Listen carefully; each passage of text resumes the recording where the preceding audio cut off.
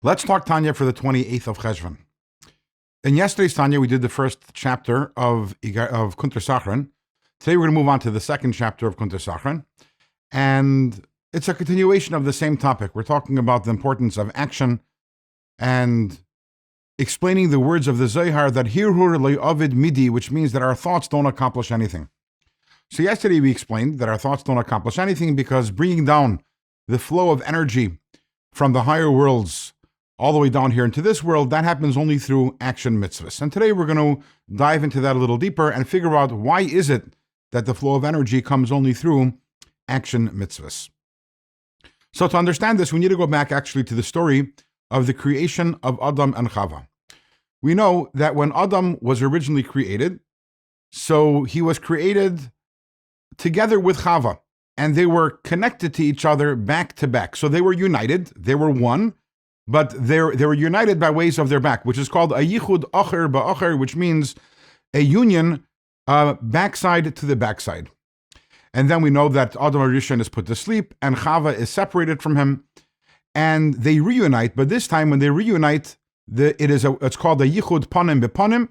Now they are face to face, and it is only through a yichud panim bepanim, through a face to face union, that we have children, we have progeny. Now, everything that happens over here in this physical world generally, and certainly something which is spoken about in the Torah, has deep mystical meanings. And the same thing over here, the mystics speak about this and they explain what is the backstory over here. So Kabbalah is very big in talking about yichudim. Yichudim means unions, because in order to bring down any flow of energy from the higher worlds, we need to have a union between two elements, the male and the female element within any given world or level. When they come together, that creates a new flow of energy, which then descends to the worlds beneath them. Originally, when God created the world, and when God created the world of Atzilus with the male and the female elements within the godly world of Atzilus, the unity or the union between the male and female aspects of the world of Atzilus was acher ba'acher.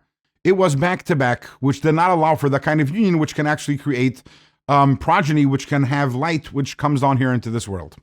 And the Rizal tells us that once Adam HaRishon is created, and Adam starts doing mitzvahs, action mitzvahs, he starts doing good deeds, now he's able to cause the unity in the higher worlds of the yichud panim bepanim, the face-to-face unity, which results in the divine energy flowing all the way down and reaching this world. And the obvious question is, why? What is the connection specifically between action mitzvahs and creating that yichud panim bepanim, that face-to-face unity, which allows for the flow of energy to come all the way down here? So the Rebbe explains there are two reasons why it's necessary to have action mitzvahs in order to create the yichud panim bepanim, this unity which then causes this flow of energy.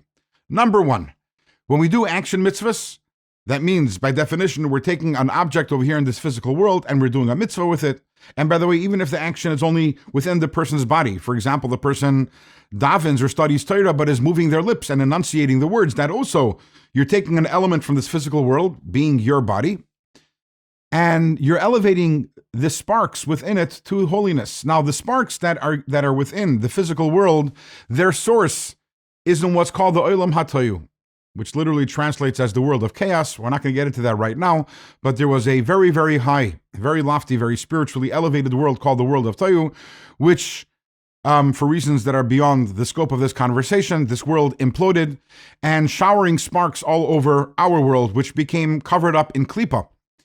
And every time we do a mitzvah, we're releasing and elevating one of those sparks. But because these sparks are very, very high, so therefore, doing the mitzvah and releasing these sparks has the ability to elicit the light and to cause the yichud, to cause the union and elicit the light from the world of Atzilus. That is one idea. And the other idea that the Alter Rebbe says is that whenever there is a flow of energy from a higher world, there's always the fear of what's called a Yika. Yika means that the energy can end up in the wrong place. The klipa can get that energy. How do we ensure that the klipa doesn't get that energy? And the answer is through our mitzvahs. And why is that? For the same reason that we mentioned earlier. When we do a mitzvah, we're removing the spiritual spark from the klipa, from its impure, unholy husk in which it existed. But that spark was what provided the life and the energy for that klipa. So when you do a mitzvah, you're actually, in addition to removing the spark, you're killing the klipa. You're killing the klipa, so you're removing the leech, which seeks to gain that nourishment from the divine energy. So now we can have the yichud panim bepanim. Now we can have the union face to face. We can have the energy coming down without fear of it ending up in the wrong place, ending up in the control of the klipas. With this, we've concluded this chapter. In tomorrow's Tanya, we start the next chapter. The topic of the chapter will be the importance of davening and learning Torah Lishma with the proper motivation, with the proper feelings of love and reverence for Hashem.